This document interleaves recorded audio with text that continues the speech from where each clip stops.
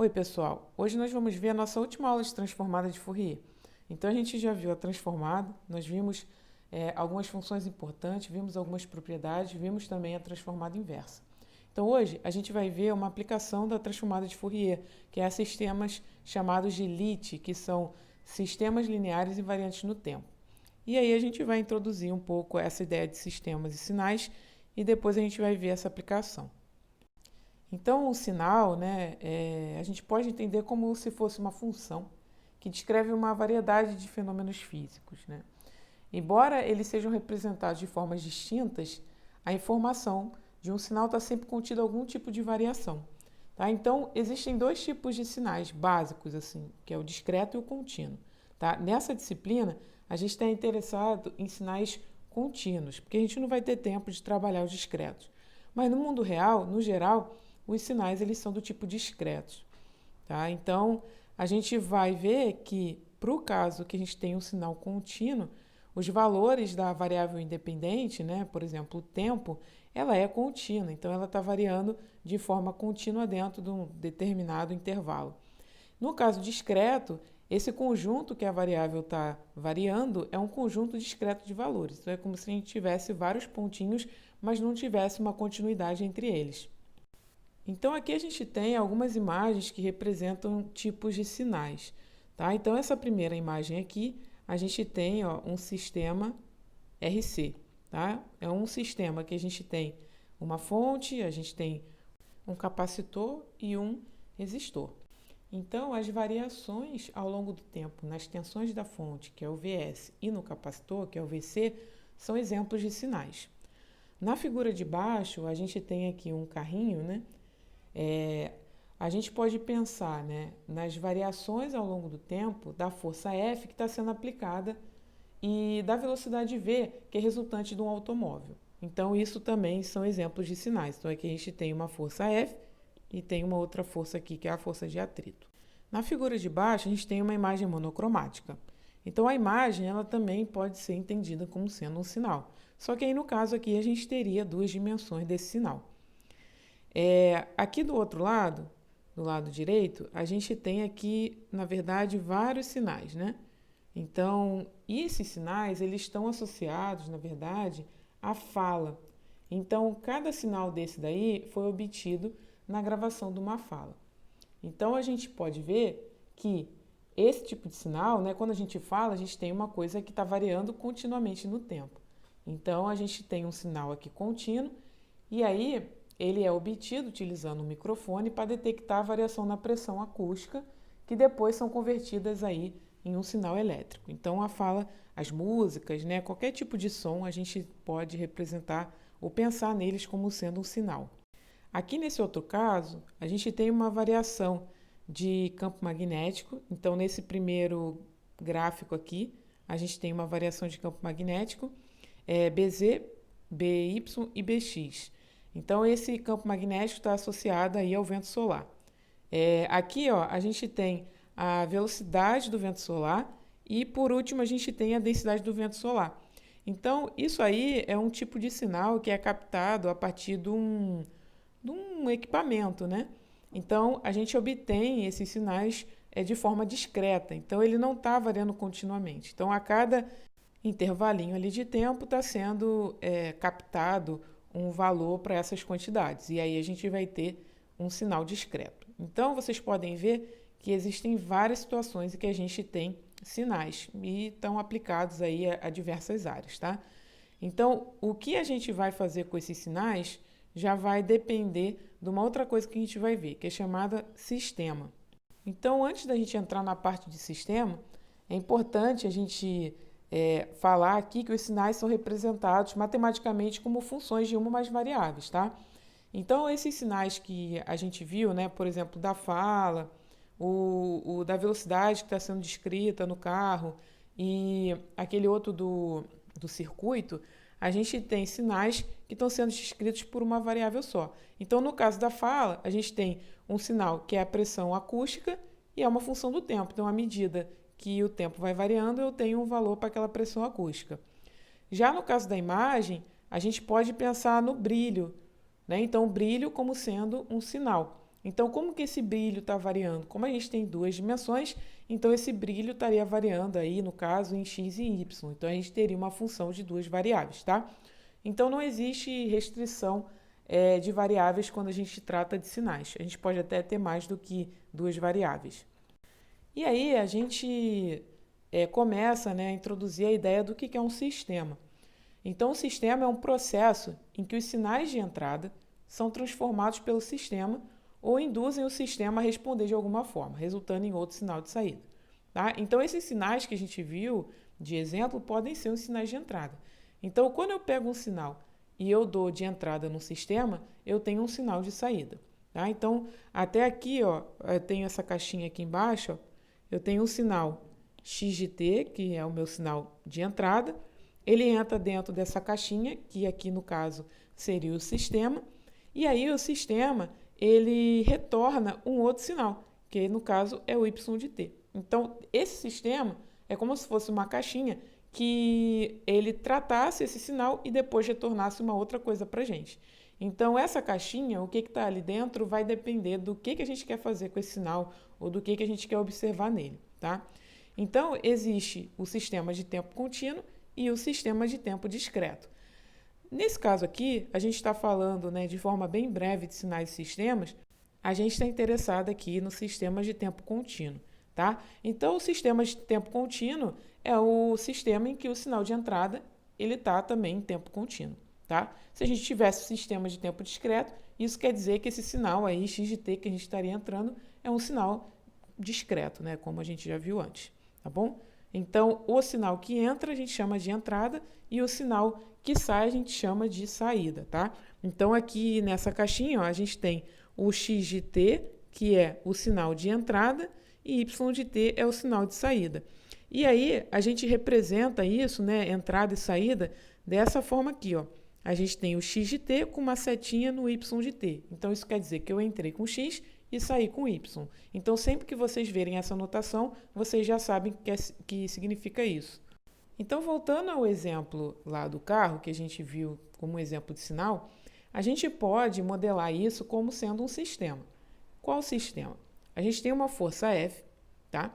Então, a gente tem um carro em movimento e uma força F que está sendo aplicada ali. Então, a gente pode pensar nessa força F como uma força de entrada, tá?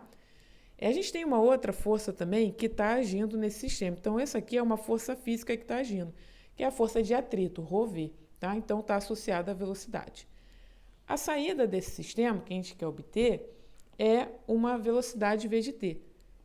Então, se eu tenho um carro em movimento, eu tenho uma força de entrada nele, no caso F, e tenho também uma força de atrito que está agindo, então como que vai ser esse meu sinal de saída, que é a velocidade? Então, como que vai ser a velocidade desse carro, tá? Então, se a gente considerar como sendo aí a massa do carro, o m, a gente pode escrever esse sistema como sendo uma equação diferencial. Bom, e da onde vem essa equação diferencial? A gente sabe lá da lei de Newton que F é igual a ma, tá? Então, força é igual a massa vezes aceleração. E aí, quais são as forças que estão agindo aqui nesse sistema? A gente tem a força F, tá? Que ela está no sentido aí positivo, e a gente tem a força de atrito, que ela está no sentido negativo, então está contrária à força F.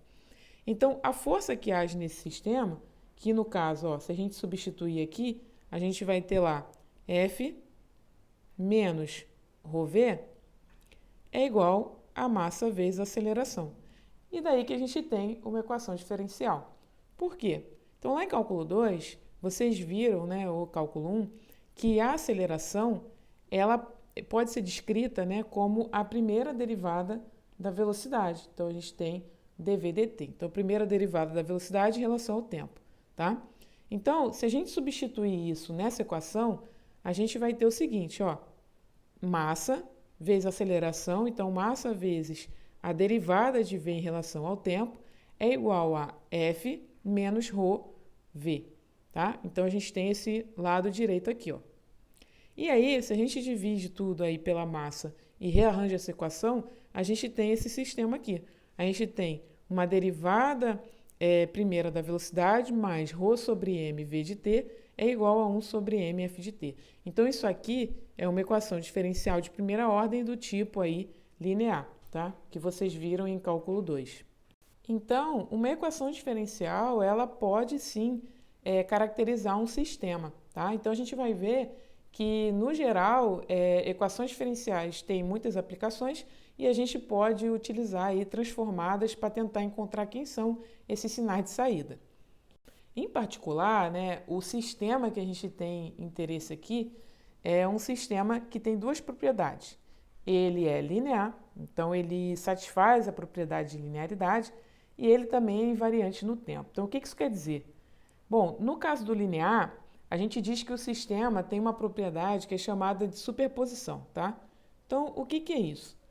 Se a gente tem uma entrada no sistema que é a soma de vários sinais, uma soma ponderada, então a saída também vai ser a soma ponderada da resposta de cada sinal daquele. Então, o sistema vai ter uma resposta para cada um desses sinais que está somando, e aí a saída vai ser aí a soma dessas respostas, tá?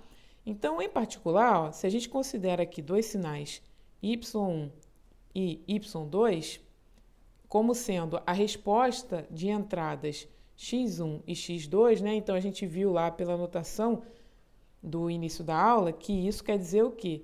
Que a gente coloca um sinal x1 e sai como resposta um sinal y1. A gente coloca um sinal x2 e a saída é um y2, tá? Bom, se A e B são constantes, então se a gente multiplica A vezes x1 mais B vezes x2, ou seja, a gente soma esses sinais e multiplica por constante, então a saída também vai ser as respostas aí a esses sinais somadas e multiplicadas por constantes, tá? Então, a linearidade é uma propriedade desse tipo de sistema. Se a gente soma sinais, então a saída também vai levar isso em consideração. No caso aí da invariância no tempo, o sistema é dito invariante no tempo se o comportamento e as características do sistema são fixos ao longo do tempo. Então, o que isso quer dizer? Bom, a gente tem lá que uma entrada x implica aí numa saída y, tá? Então, se eu fizer um deslocamento em x, ou seja, uma translação aí, que nem a gente viu na aula passada, então, se eu fizer um deslocamento em x, aí subtrair ele de uma constante c, então a minha saída também vai ter um deslocamento subtraído aí pela constante c, tá bom? Então, ele é invariante no tempo. Se eu mexo ali e desloco esse sinal, isso vai também alterar a minha saída do sistema. Então, esse tipo de sistema é chamado linear invariante no tempo. E aí a gente utiliza esse acrônimo aqui, LIT, tá? Então, o sinal de saída YT desse tipo de sinal, tá? Eu não vou entrar em detalhes nessa definição, isso aqui é um assunto que vocês vão ver numa disciplina de sistemas, mas a saída de um sistema LIT é dada por essa integral imprópria. Então, a gente tem a integral de menos infinito a infinito de x de tal, h de t menos tal, d tal, tá? Então, o que é isso aqui? Isso aqui a gente viu na aula passada que é uma convolução, tá bom? Então, a saída de um sistema LIT é uma convolução aí de dois sinais. Quem são esses sinais? O x de t é o sinal de entrada. E esse h de t é um sinal que é chamado de resposta ao impulso, tá? Então, a gente tendo esses dois sinais, a gente consegue encontrar quem é a solução de um determinado aí sistema, que no caso é um sinal também. Então, se a gente considerar aí que o y de ômega é a transformada de Fourier do y de t, que o x de ômega é a transformada de Fourier de x de t e que o h de ômega é a transformada de Fourier de h de t, então, pelo teorema da convolução, a gente obtém o seguinte aqui, que o y de ômega vai ser igual a x de ômega, h de ômega. Lembrando, então, que o teorema da convolução, ele diz o seguinte, que se a gente calcula a transformada de Fourier da convolução entre dois sinais, duas funções, então isso aqui vai ser a transformada de Fourier de um sinal vezes a transformada de Fourier do outro sinal, tá bom? Então, na hora que a gente aplica a transformada de Fourier nesse cara aqui, ó, no y, a gente vai ter aí a transformada de Fourier da convolução. Então, a gente vai ter a multiplicação da transformada de Fourier do primeiro sinal vezes a transformada de Fourier do segundo sinal, tá bom? Então, se a gente isolar o H, a gente obtém aqui, ó, essa relação. Então, o H de ômega é igual ao Y de ômega sobre X de ômega. Essa relação é muito importante no contexto de sinais e sistemas. Então, vocês vão ver aí ao longo do curso de vocês, no curso de engenharia, bastante esse tipo de relação. Então, está associado com resolução de sistemas do tipo Lie, está associado com funções de transferência, e daí vocês vão ver isso em mais detalhes. Aqui a gente só vai tentar aplicar o conceito de Fourier a esse tipo de função. Então, se a gente considera aí um sistema Lie de tempo contínuo, que é o objetivo dessa disciplina, que satisfaz uma equação diferencial dessa forma aqui, então eu peguei, ó, uma equação diferencial de segunda ordem, tá? A gente tem aqui, ó, a derivada segunda, derivada primeira e depois a própria função. Isso aqui é válido também quando a gente tem uma equação diferencial de ordem n qualquer, tá? Mas, dentro do contexto da nossa disciplina, a gente vai parar aí na segunda ordem, tá bom? A gente não precisa se preocupar com ordens maiores que isso, mas a ideia é a mesma. Então, a gente tem, ó, uma equação diferencial da seguinte forma. É uma combinação aqui das derivadas de y, então a gente tem um coeficiente A2 que multiplica a derivada segunda de y, mais um coeficiente A1 que multiplica a derivada primeira de y, mais um coeficiente A0 que multiplica y. Isso vai ser igual a um coeficiente B2 que multiplica a derivada segunda de x, mais um coeficiente B1 que multiplica a derivada primeira de x, mais um coeficiente B0 que multiplica x, tá? Então, basicamente, a gente tem uma equação diferencial aqui do lado esquerdo que tem a ver com o sinal de saída, igual a uma equação diferencial do lado direito que tem a ver com o sinal de entrada, tá bom? Então, esses coeficientes A, I e BI, eles são constantes, tá? Se a gente aplicar a transformada de Fourier nessa equação aqui, levando em conta lá a propriedade da transformada da derivada, a gente vai ter o seguinte, ó. Então, a gente viu lá a transformada da derivada, que é algo mais ou menos desse tipo. Se a gente calcula a transformada de Fourier, né, de uma derivada ali enésima, então, derivada enésima de t, isso aqui vai ser igual a i ômega elevado a n vezes a transformada lá dessa função, tá bom? Então, se a gente aplicar isso ao primeiro termo aqui, ó, da derivada segunda de y, a gente teria o quê? A2 i ômega ao quadrado, f não, né? Y de ômega. Então, y de ômega. Se a gente aplica ao segundo termo, a gente tem A1 i ômega elevado a 1 mesmo, que é a ordem da derivada, y de ômega. E no último termo, a gente teria A0 y de ômega. Então, ó, se a gente coloca o y de ômega em evidência, que nem está aqui, ó, a gente vai ter todo esse termo aqui multiplicando. Então, de forma similar, se a gente faz a mesma coisa com o lado direito, então a gente vai ter aqui, ó, para esse primeiro termo, a gente vai ter B2 i ômega ao quadrado e 1x de ômega, mais B1, que multiplica i ômega, x de ômega, mais um B0, x de ômega. Então, colocando aí o x de ômega em evidência, a gente vai obter esse outro termo que multiplica aqui. Portanto, se a gente quer encontrar lá aquele valor h de ômega, que a gente definiu como sendo y de ômega sobre x de ômega, então a gente obtém essa equação aqui. Então, a gente vai ter B2 i ômega ao quadrado, mais B1 i ômega, mais B0, sobre A2 i ômega ao quadrado, mais A1 i ômega, mais A0, tá bom? Então, a gente pode utilizar essa fórmula, ao invés de a gente ter que calcular toda vez essa transformada. Bom, para encontrar a resposta ao impulso do sistema, que é esse H de t, a gente precisa calcular a transformada de H de ômega, né?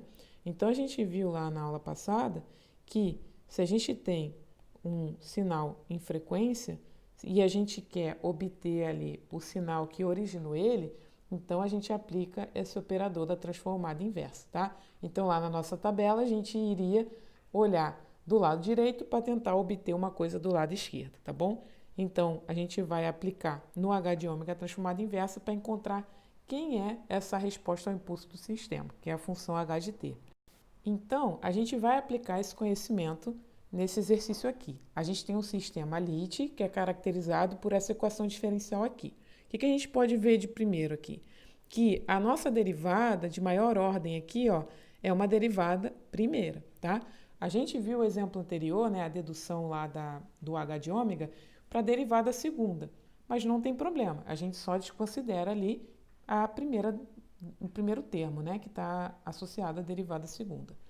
E aí, o exemplo pede aqui para a gente encontrar quem é a resposta ao impulso do sistema. Então, a gente quer encontrar o h de t. Então, como que a gente faz isso? Primeiro, a gente tem que encontrar quem é aquele h de ômega. A gente viu que o h de ômega vai ser um y de ômega sobre um x de ômega, tá? Então, a gente vai ter que encontrar quem são esses valores.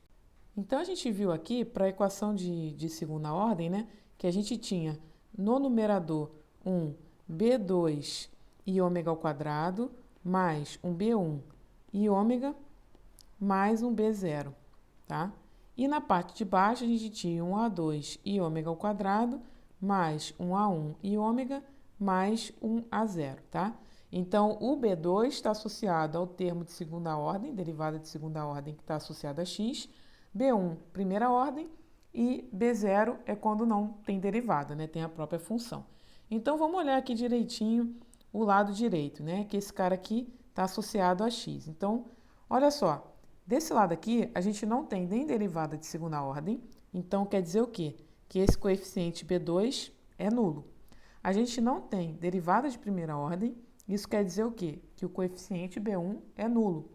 A gente só tem o coeficiente da função x mesmo, tá? Por quê? A gente tem uma função x aqui. Se a gente tivesse zero, aí não teria nada. Mas como a gente tem uma função x, o b0 é o coeficiente dela. Então, no caso aqui não tem nada, então a gente tem que o b0 é igual a 1. Se a gente for pegar agora para o outro lado, que o denominador está associado aí a y, olha, a gente também não tem derivada de segunda ordem. Então, o a2, que é o coeficiente associado a ele, é nulo. A gente tem sim uma derivada de primeira ordem aqui, ó. E o coeficiente dela é 1. Então, o nosso a1 vai ser 1. E a gente tem também a função y sozinha. Então, o coeficiente a0 está associado com esse cara. Então, quem é o coeficiente dele? É o a. Então, o a0 vai ser igual a a. Então, quando a gente substitui isso aí, a gente vai ter em cima 1 e embaixo a gente vai ter a mais e ômega. Tá? Então, essa aí é a nossa função h de ômega. Só que a gente não quer saber quem é h de ômega exatamente. A gente quer saber quem é o h de t. O h de t é a transformada inversa do h de ômega. Então, a gente tem o seguinte, ó. O h de t vai ser igual a transformada, então vou botar aqui f é menos 1 do h de ômega, que vai ser quem? Vai ser a transformada dessa função que a gente acabou de encontrar, que é a mais 1 sobre a mais i ômega, tá? Se a gente olhar na nossa tabela de transformada, a gente vai ver que existe lá uma função que originou essa transformada aí de 1 sobre a mais i ômega. Essa função, na verdade, vai ser o elevado a menos at vezes a função degrau unitário, que é u de t. Então, a gente conclui o seguinte, que a função h de t ela é e elevado a menos at vezes u de t. Ou seja, essa aqui é a função que representa a resposta ao impulso do sistema. Então, o segundo exercício pede para a gente considerar o sistema do exemplo anterior e supor que a gente tem uma entrada aí do tipo x de t é igual a e elevado a menos bt vezes u de t. E aí ele quer que a gente encontre quem é esse sinal de saída y de t. Então, o que a gente obteve aí do exemplo anterior, né? A gente obteve lá que o h de t é igual a e elevado a menos at vezes u de t, tá? Em que o a aqui ele é maior do que zero. Então, para a gente encontrar quem é essa função y de t, a gente tem o seguinte, a gente sabe que a y de t ela é obtida a partir da convolução de x de t com h de t, tá? Então, a gente conhece x e a gente conhece o h. Então, na prática, a gente deveria aí calcular uma função, uma integral imprópria, na verdade, que é o que define a convolução. Mas o nosso objetivo aqui é utilizar o teorema da convolução para transformadas de Fourier e, a partir disso, tentar obter quem é essa função y de t, tá bom? Então, a gente sabe, pelo teorema da convolução, que se a gente tem y de t igual a convolução de x com h, então o y de ômega vai ser igual a x de ômega vezes o h de ômega, tá? Bom, então vamos partir aí do y de ômega, tá? O y de ômega é o x de ômega. Quem é o x de ômega? É a transformada do x de t, tá bom? Então, a transformada do x de t, bom, a gente tem lá na tabela. Esse cara aí, quando a gente tem, então é importante colocar aqui, ó, o b maior que zero, a gente vai ter que a transformada desse cara vai ser 1 sobre b mais i ômega. Ok. Então, quem é a transformada de h de t? Isso aí a gente já obteve do exercício anterior, né? A gente tem lá que ela vai ser 1 sobre a mais i ômega. Então, a gente pode ver que a transformada é quase que a mesma, porque também a gente tem funções similares, né? Bom, então, a gente tem que o y de ômega é esse produto de funções. Para a gente encontrar o y de t, a gente precisa calcular a transformada inversa do y de ômega, tá? Essa função aqui, em particular, a gente viu aí na aula passada, como que a gente obtém a transformada inversa dela. Então, utilizando lá a ideia de frações parciais, a gente viu na aula passada que esse cara é 1 sobre b menos a, que multiplica 1 sobre a mais i ômega menos 1 sobre b mais i ômega, tá? Então, a gente tem isso aí. E aí, a gente tem que aplicar a transformada inversa nesse cara para obter quem é o y de t, porque o y de t é a transformada inversa da função y de ômega, tá? Então, calculando a transformada inversa desse cara, a gente vai ter aí 1 sobre b menos a, que multiplica a transformada desse cara 1 sobre a mais i ômega, que é e elevado a menos at u de t, menos a transformada inversa de 1 sobre b mais i ômega, que é e elevado a menos bt u de t, tá? Então, essa função aqui, ó, é a função y de t, tá? Então, y de t é igual a esse termo todo. Então, essa função aqui é a nossa saída do sistema Lite, tá?